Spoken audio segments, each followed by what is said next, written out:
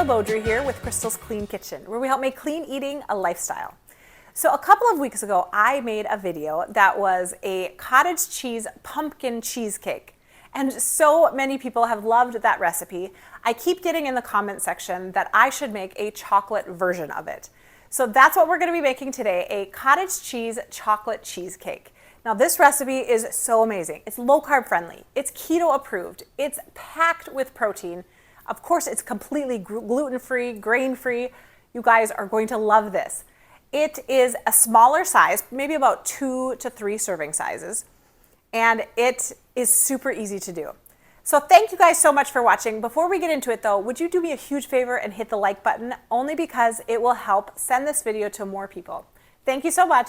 Let's get started. Here's all the ingredients that you are going to need. So we're going to start with 1 cup of some cottage cheese. You'll need 2 to 3 tablespoons of some unsweetened baking cocoa, 1 egg, and for your sweeteners, you can choose whichever kind you want. So if you're wanting to keep this low carb friendly, you could do some allulose. I have the powdered or the liquid version. You could do some keto approved maple syrup. And if you're not quite concerned about the carb count, but you still don't want to use like white sugar, honey or maple syrup would be so delicious in this. So you're going to need about 2 tablespoons total of sweetener. So we're going to start by putting our 1 cup of cottage cheese in the blender. Hannah is going to be cracking the egg for us. Okay, no shells in there. Good. I'm going to be adding the 2 heaping tablespoons of some cocoa powder. All right, add the egg. Good. And then I'm going to be using some maple syrup as the sweetener. So you want about 2 tablespoons of that. Hannah, can you push start? So I'm going to be oiling the sides of a small ramekin. You can do this in a different size if you prefer. I'm just using this one because it's not a ton.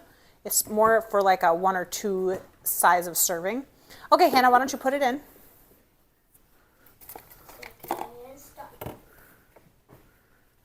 Good. Okay, keep going. You're good.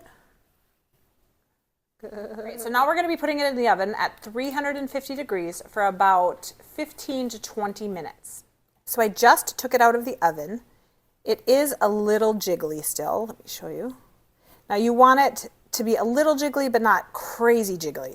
So I'm going to just let it sit for a little bit, and then I'm going to be putting it in the refrigerator for at least an hour until it sets. So I let the cheesecake actually be in the refrigerator overnight just because I ran out of time. So now we're going to be making some whipping cream. It's super quick to do.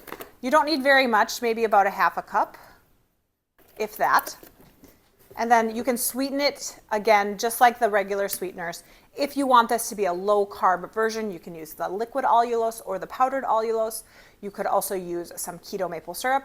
I am just using regular maple syrup. You don't even need that much, barely any. And we're just going to beat it until stiff peaks are formed. And you know, some people even like whipping cream by itself with no sweetener in it at all. So that's an option also. Here is what it looks like with those stiff peaks. All right, I pulled this out of the fridge. We're just going to put some topping on it. This looks so good. All right, so I decided to make some melted chocolate to go over the top of this.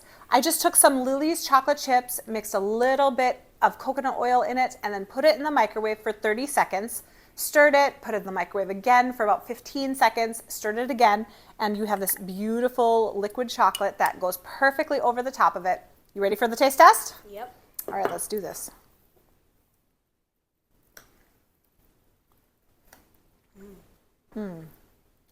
Whoa. This is good. Oh my goodness. Yum! I feel like it's something I would have gotten at a restaurant. This is so good. What do you think, buddy? I think it's really good. And I'm going to eat like the whole thing when you're done with the video. All right, well you guys, perfect dessert that you can make after you're done eating for you and your kids. This is amazing. You're going to love it. Now, don't forget, we're doing a whole series on all the fun things that you can make with cottage cheese, so make sure to stick around for those. Thank you so much for watching. Hit that subscribe button if you haven't already. And of course, stay tuned for some more great recipes. Bye. Bye.